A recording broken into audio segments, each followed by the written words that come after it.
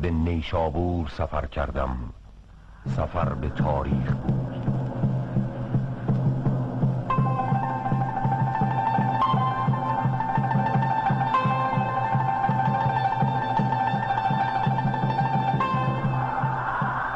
مهی سنگین گویی آه دردمند قرون بود که برگ کهنه کتاب این ابرشهر را در ابهام می پوشاند و فقط گاه گاه مه ابهام راه می داد تا لحظه ای از تاریخ را که به جا مانده بیابم. میان دره‌های نزدیک به قله کوه سیسر، بر سر راهی که از آتشکده باستانی برزینمهر و کان فیروزه و کان نمک می آمده است، چند برکه ژرف به چشم می خورد. این بزرگترین آنان است، دریاچه سو. زرتشتیان ایران باستان آن را مقدس می داشتند و در اوستا از آن نام برده شده است.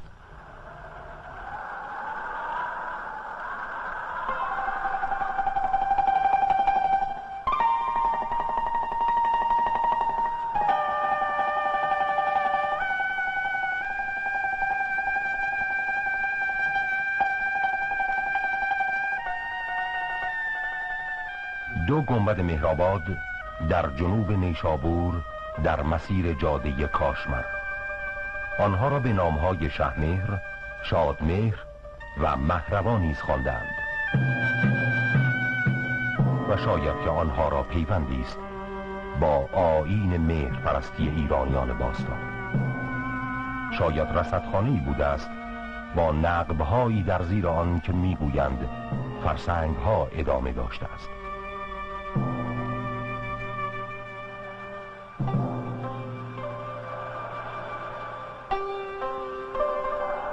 غرب نیشابور دهکده گل گنبد و بنایی که میدانیم خاطره قرنها را در خود نهفته دارد و نمیدانیم چیست.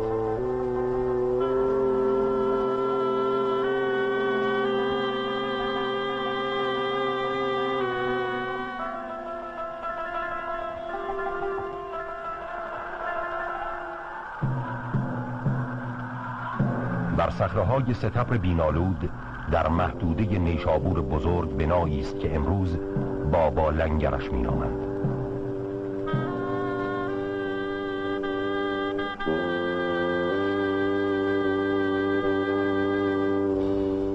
هنوز آثار دو آتشکده بر تپه‌های مجاور بنا به خوبی دیده می شود.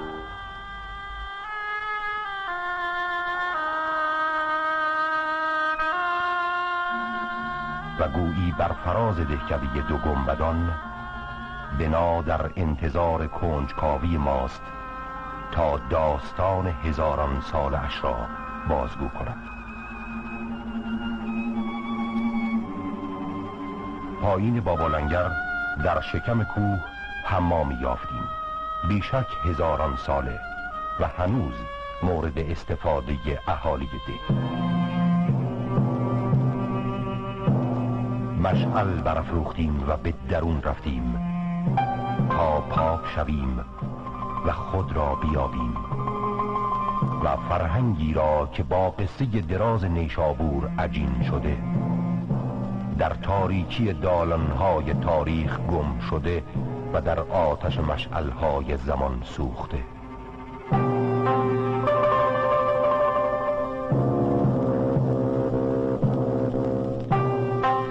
با سقوط ساسانیان دست اعراب که بعدها در پرتو فروغ بیزوال اسلام و فرهنگ و تمدن ریشه‌دار ایران گنجینه ای از دانش و خرد اندوخت، بر شهرهای ایران گشاده شد. به عهد زمامداری عمر ابن خطاب ماهویه حکمران خراسان از پیش جنگیان اسلام گریخت و نیشابور به تصرف مسلمین درآمد.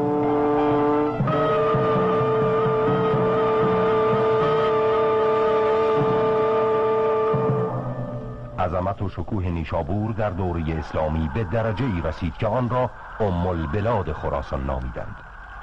به سال 131 هجری ابو مسلم خراسانی حاکم نیشابور شد و مسجد بزرگی در آنجا ساخت. طاهر ابن حسین به سال 205 هجری از طرف مأمون خلیفه عباسی حاکم خراسان شد و فرزندش عبدالله طاهر نیشابور را پایتخت خود قرار داد و هم او بنیانگذار شادیاخ شد. شادیکاخ نام باغ و قصری بود که عبدالله طاهر بیرون شهر خاص نیشابور طرح کرد و به مرور به شهرکی تبدیل شد. حمله مرگبار ترکان غز در قرن 6 هجری نیشابوریان را به خاک و خون کشید و آنها که ماندند به شادیاخ گریختند و به این ترتیب شهر جدید نیشابور در شادیاخ نشأت گرفت. یک شنبه 15 صفر 618 پس از 3 روز جنگ شادیاخ به دست مغول‌ها افتاد. کشتار بیرحمانه تا صبحگاه چهارشنبه ادامه داشت. 400 صنعتگر از پای در آمدند. همه ساختمان‌ها با خاک یکسان شد. شهر را به مدت 1 هفته آب انداختند و به خویش بستند. قربانیان 1,747,000 گزارش شد.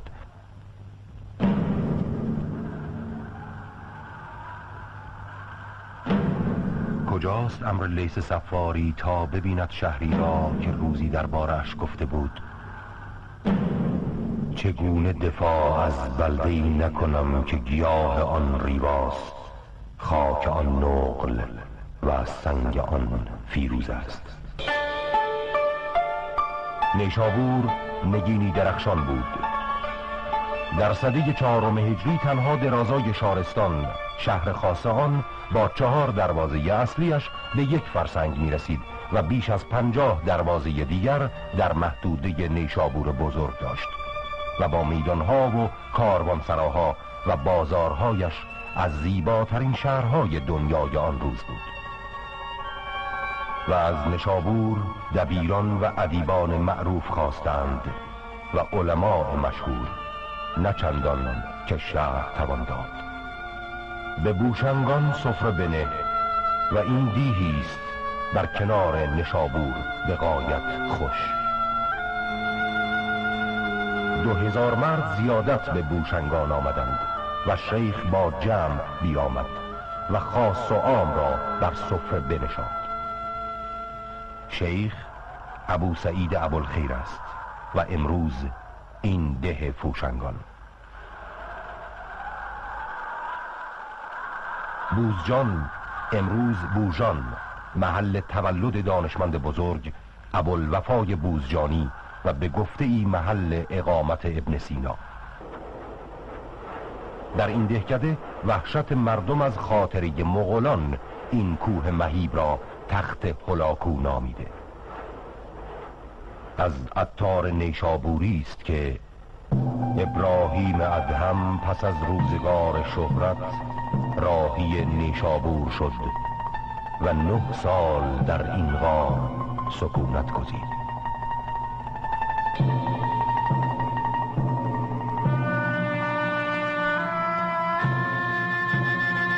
و چه بسیار نیشابوریانی که گویی هنوز هم ابراهیم ادهم را در غار می‌بینند و شوریدگی عارفانش را در خود دارند. آرامگاه ابو عثمان سعید فرزند سلام المغربی از مشایخ یگانه و بی‌بدیل قرن 4 هجری که به قولی پیش از وی نشان ندهند چنویی. گفتند روز مرگش گرد و غبار عظیمی آسمان نیشابور را فرا گرفت و او به زمان حیات گفته بود روز مرگم فرشتگان خاک می‌ریزند. خواجه نظام الملک وزیر دانشمند و بانی نظامیه بزرگ نیشابور را ببین که چه با حسرت ضربات چرخ گردون را بر پیکر نیشابور می‌نگرد. سال 530 هجری قمری زلزله شدید نیشابور را ویران می‌سازد.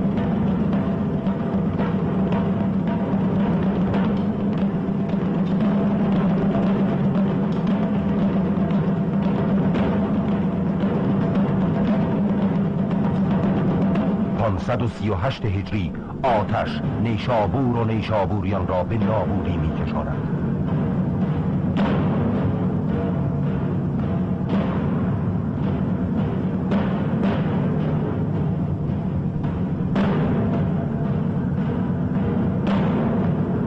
605 669 زمین بارها و بارها می لرزد و دهان باز می کند تا نیشابور را به نابودی بکشاند.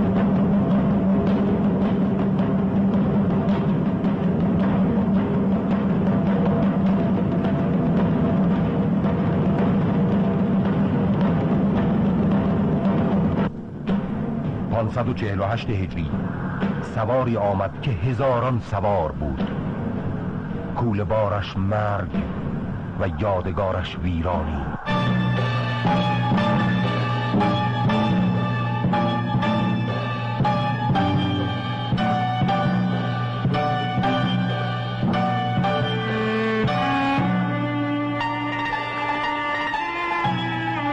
من ترک غز بودم، هزاران جنگاور در یک پیکر، به سنجر شوریدم و سوار بر مرکب مرگ، نیشابور و نیشابوریان را به خاک و خون کشیدم.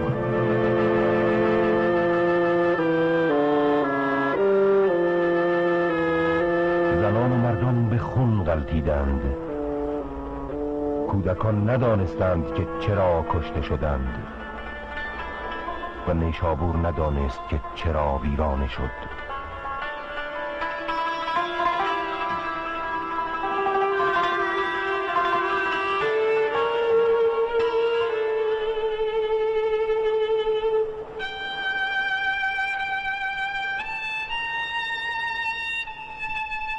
سنجر به اسارت رفت و نیشابور و نیشابوریان را قربانی غرور و نخوت خود کرد. کتاب ها همه سوزانده شد، کتابخانه ها، دارالعلم ها و مساجد را به آتش و ویرانی کشاندند، ولی نیشابوریان به شادیاخ رفتند و شهرشان و فرهنگشان دوباره شکوفا شد. 70 سال بعد آتشی تازه شعله کشید، سرکشتر و مهیبتر از همه آن که پیش از آن بود. مغولان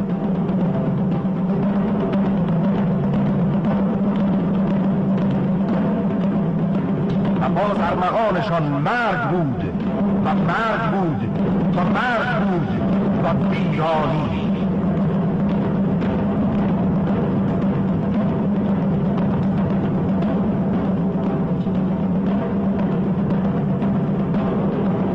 دیگر هرگز نیشابور آن ابرشهری که بود نشد.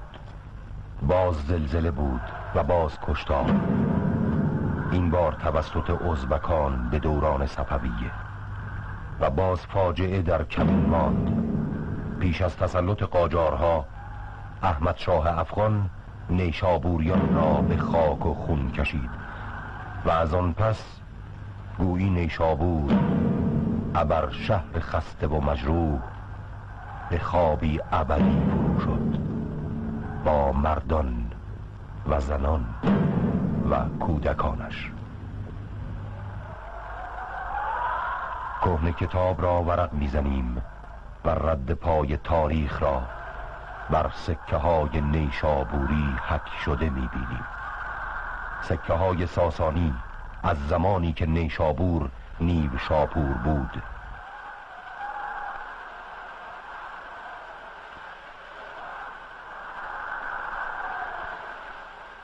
در پرتو اسلام نیشابور دوباره درخشید.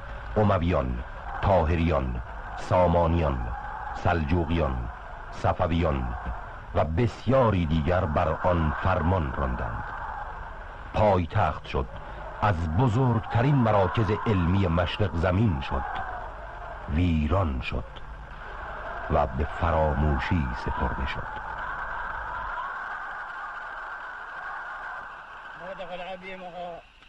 بابا ما رفته بود شهر، از شهر ما با ما خبر داد که بابا کارگر میگیرن، از خارج میان کارگر میگیرن. اما هم بیا و پیدا کردیم اینا را، بعد این زواتفه مدرسه هستن، اینا خارجگی هستن. سلام کردیم، دوندی گفتن کارگر میان، گفتن بله. بعد شروع به کار کردیم. تفه مدرسه بود، خیلی عالی بود، خیلی اتاقای تمیز داشت، خانه های سفیدکاری، خیلی خانه های جالب. و کار کردن، عکس برداری کردن. اونجا که تمام رفت، از اونجا آمدن باز به کریستفه هم کار کردن. و اینجا خیلی اتاقای جالب به در رفت، خانه‌های تمیز، خانه‌های کچکاری به در رفت. باز این یک تمام رفت، خداشون رفتن تپه توی بابات. ما که به شما گفتم آقا همه را، حالا او چند تا اتاقی که دونجی بود، خانه‌هایی که دونجی بود، همه را از یک دم بردزر زن همه را خراب کردن و چیزش نمونده. هم تپه مدرسه الان روش جا و گندم، هم این تپه فریسپه، هم تپه توی باباتم که خاکش همه را بردن دیگه، چیزش نمونده دیگه. همه را صاف کردن، همه جا و گندم مکرن اینا.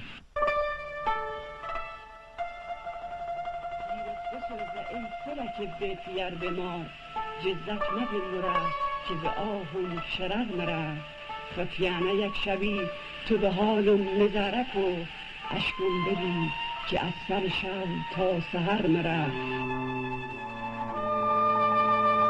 با گنجی شاعری نیشابوری غمنامه این شهر را برق میزنیم و میخوانیم که روزی نیشابور قنوات بیشماری داشته.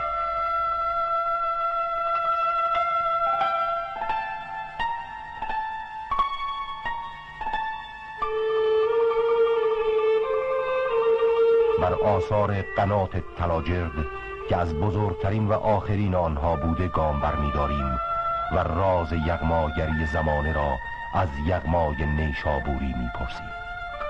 مرا اسرار از این گفته ها بالاتر است، اما به گوش خلق از این خلق بالاتر نمی گنجد.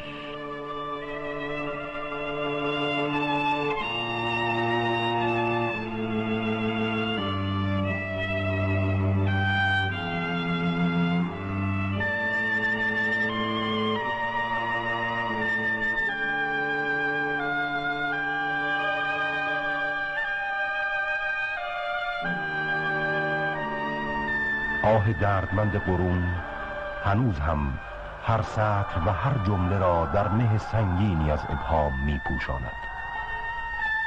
باید دوباره جست، شاید دوباره یافت، نه فقط در کتاب ها، در زندگی، در همه آنچه که رنگ باخته ولی مانده. ویرانه ها، خانه ها، مقبره ها، باورها. قدمگاه 24 کیلومتری شرق نیشابور بر سر راه نیشابور به مشهد.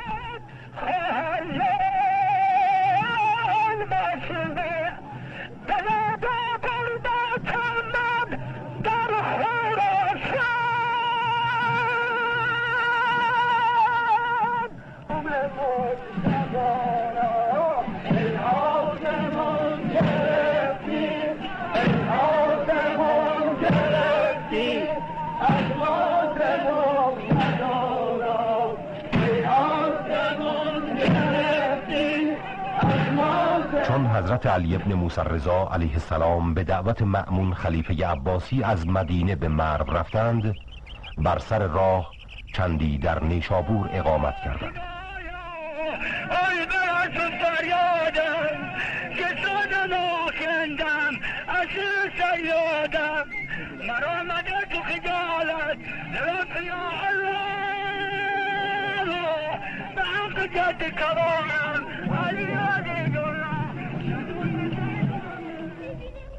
آمده است که امام هشتم شیعیان در قدمگاه نماز خواندند و تا به امروز عاشقان آن درگاه در طلب آن منبع فیض به این محل می آیند.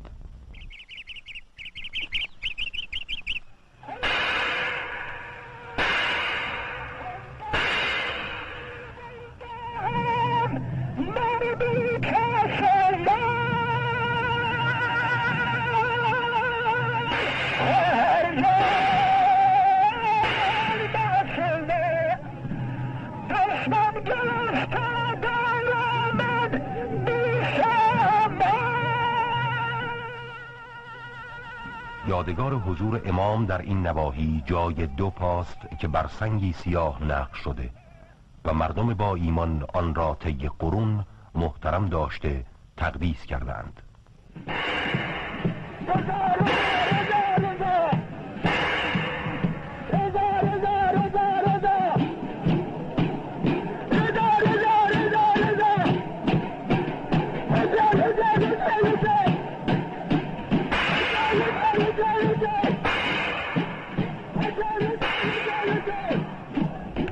ایران باور می‌دارند که قدوم مبارکی که 12 قرن پیش به اینجا آمدند تا به امروز و تا به ابد برکت و رحمت آوردند.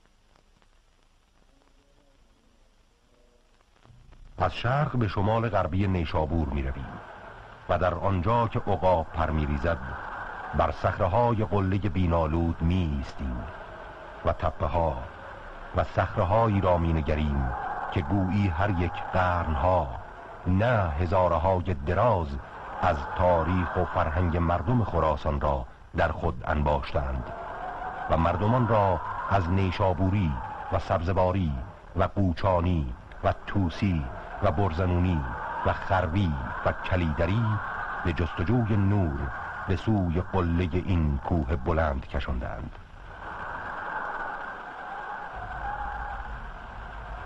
در دل صخره‌ها غاری است بزرگ، 1000 مسجد می‌خوانندش.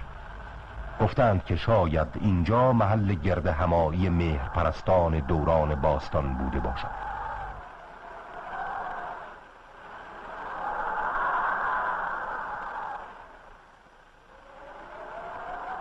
بر قله بقعه‌ای است که مزار امامزاده حسین اصغر از فرزندان امام 4 شیعیان است. گفتند که اینجا پناهگاه امامزاده در مقابل دشخیمان مزدور خلیفه بوده و بالاخره نیز در اینجا به شهادت رسیده و به خاک سپرده شده است.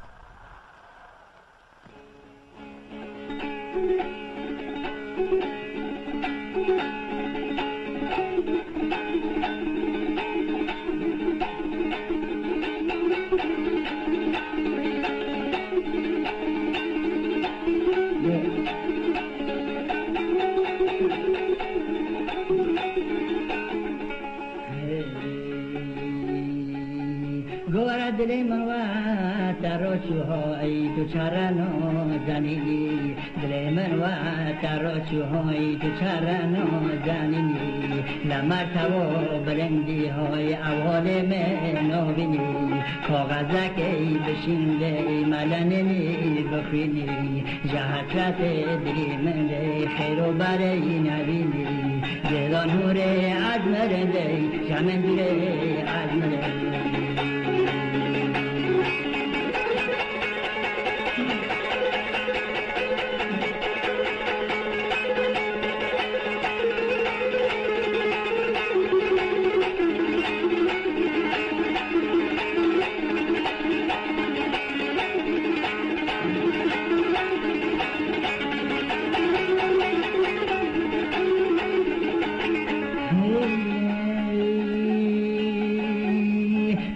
شده خداوند آی دو اومده پیغمبر پیغمبر اول شکری خداوندای دود اومده پیغمبر داستانک به وجهای مده هیدر سفتر لطر کوچه مدینه ری روز قضا و قدر معجزه که بیان کنده حیران با پیغمبر با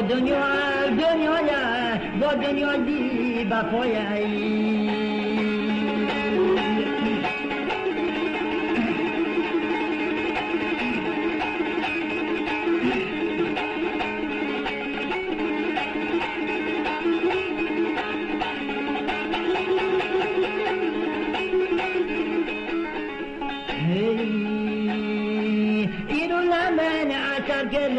شمال صوب روی ایرو لمن عصر کرده شمال صوب روی بسکت از زیر ایلاریا گلگز بلاوی نور هر دو چوب ملی آقای امام رضاوی یا زمان قریبان بدم را دیدلوی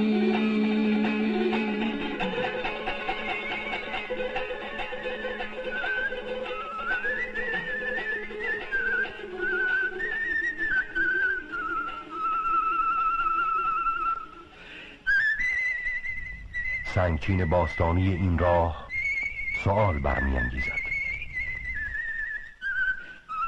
این راه به کجا می رفته که امامزاده به آن پناه برده؟ ذهنمان به هزارهای دور می رود.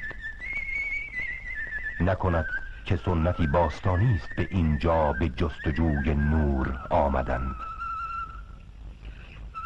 در محدوده ابرشهر باستانی نیشابوری و بر یکی از قله‌های بلند بینالود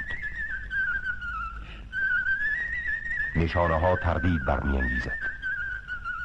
نکند که این قله جایگاه همان آتشکده گم شده برزین مهر باشد، آتشکده مردم و کشاورزان، یکی از 3 آتشکده بزرگ ساسانیان. و میتوان پذیرفت که امامزاده حسین اصغر به این بنای باستانی پناه برده، در آن به شهادت رسیده، از آن پس مزارش پا را از تقدس باستانی آن مکان فراتر برده و از معتبرترین زیارتگاه‌های مردم خراسان شده است. ایمان بیاوریم به ایمان و با هم زمزمه کنیم معبود تویی، کعبه و بتخانه بهانه.